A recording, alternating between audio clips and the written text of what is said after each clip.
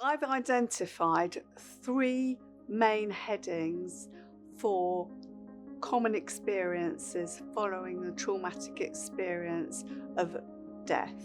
Children, young people lose their identity overnight.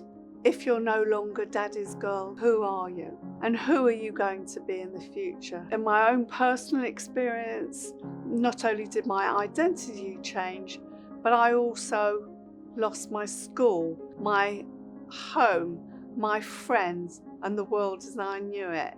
And this comes under the heading connectivity. Your connections, the way you function in the world, are completely blown apart and changed. And they're quite often called secondary losses after the primary loss of your special person who's died.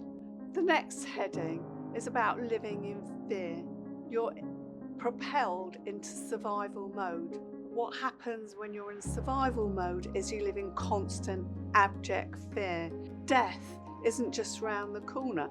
Death is in your very room. One thing you lose following a death is the ability to create.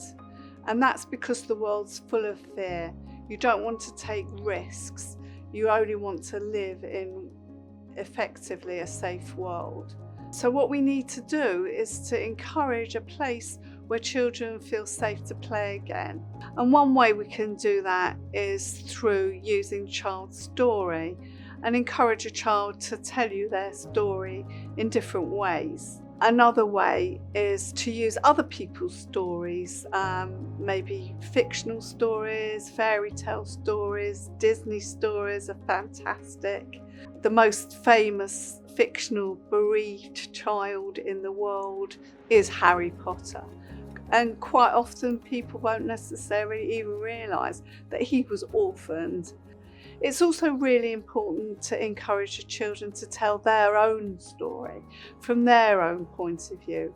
We've also been developing other creative ways, like the use of poetry, for example, or the use of songs and music, and perhaps the use of food and cookery. All these ideas are available through the Grief Doctor website. The headline is that we must stay focused on fostering what we call infinite thinking, a place where children can feel safe to play and to create.